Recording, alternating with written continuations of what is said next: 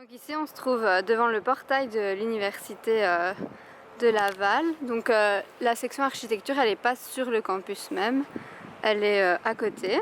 Et les environs ça ressemble plus ou moins à ça.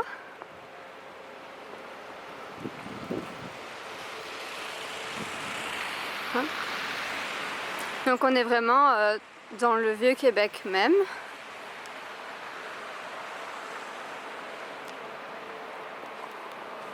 Et c'est le bâtiment du vieux séminaire.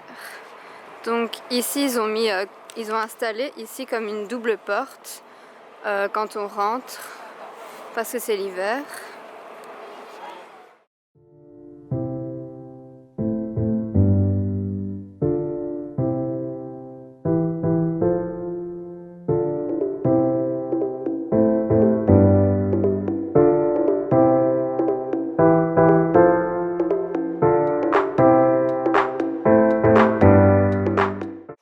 Donc ici on se trouve dans le sas d'entrée de l'école et ici on a le garde et on doit signer en dehors des heures d'ouverture de l'école parce que c'est ouvert 7 jours sur 7 et 24 heures sur 24.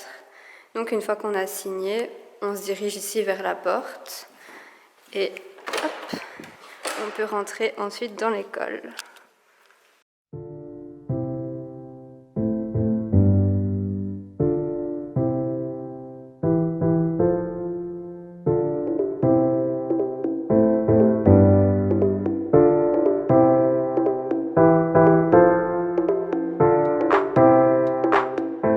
Passer l'entrée, on tombe sur un grand couloir où il y a plein de projets d'étudiants exposés. Et ce long couloir mène à la bibliothèque juste ici. Et puis ensuite aux différentes classes.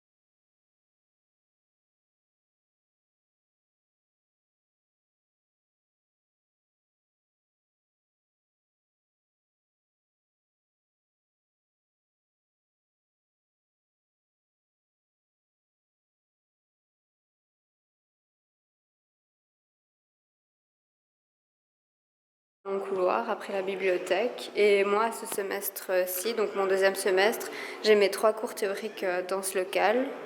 Bon là il y a cours.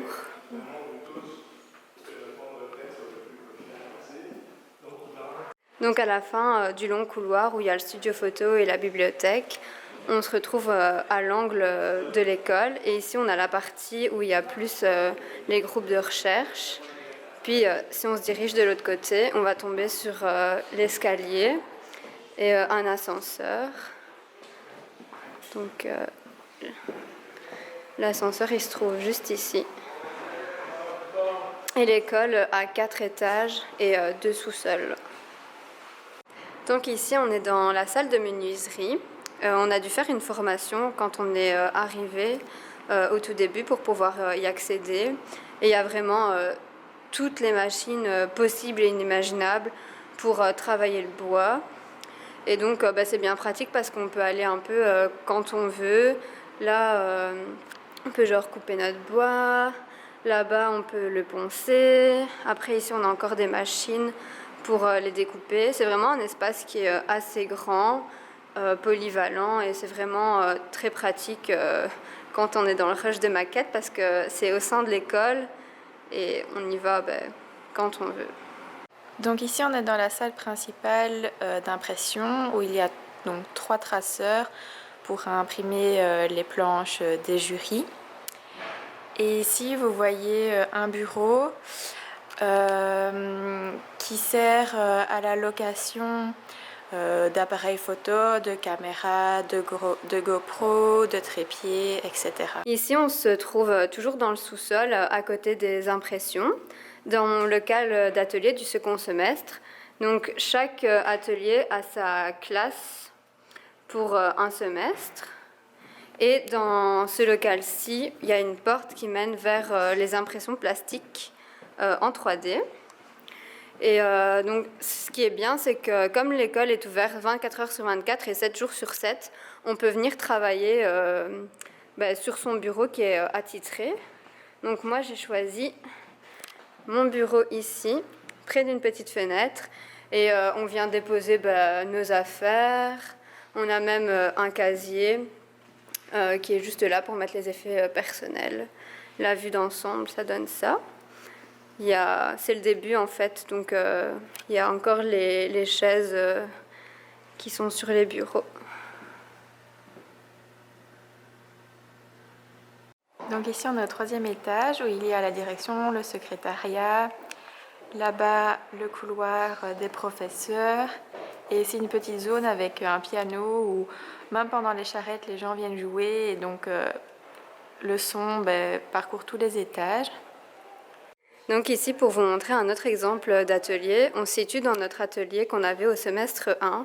Donc il est beaucoup plus spacieux et il se situe au 4e étage. Et petite particularité, on a trouvé ça comique, quand on rentre en fait, on change nos bottes, on les place ici et on met tous nos gros manteaux, les tucs comme ils appellent ça ici, donc les bonnets.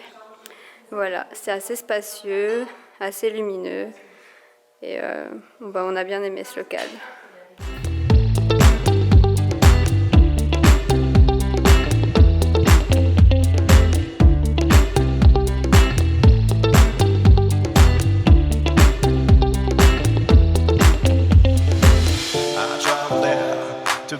I fell in love, I took your hand, my heartbeat started rising.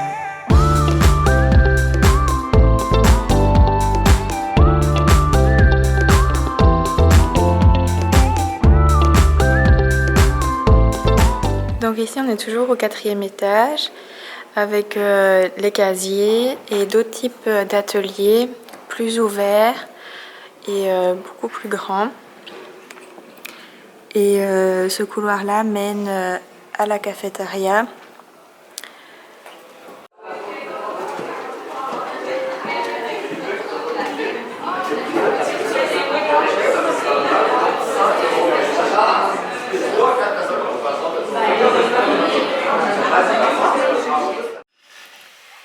On a décidé un peu de se poser dans mon local de classe pour parler un peu en face à face avec vous et un peu vous raconter les points positifs et les points négatifs de notre expérience en Erasmus ici à Québec. J'ai noté en fait, on va regarder mon téléphone, on a noté les points positifs et négatifs. Donc un des plus grands points positifs qu'on a mis en évidence dans notre liste, c'était de sortir de sa zone de confort parce que là on est loin de nos amis, de notre famille, donc parfois on a aidé en Belgique, il faut bien se l'avouer, et ici on a vraiment dû se faire violence, faire des trucs qu'on n'aime pas forcément faire et puis découvrir que tout compte fait, on en est capable.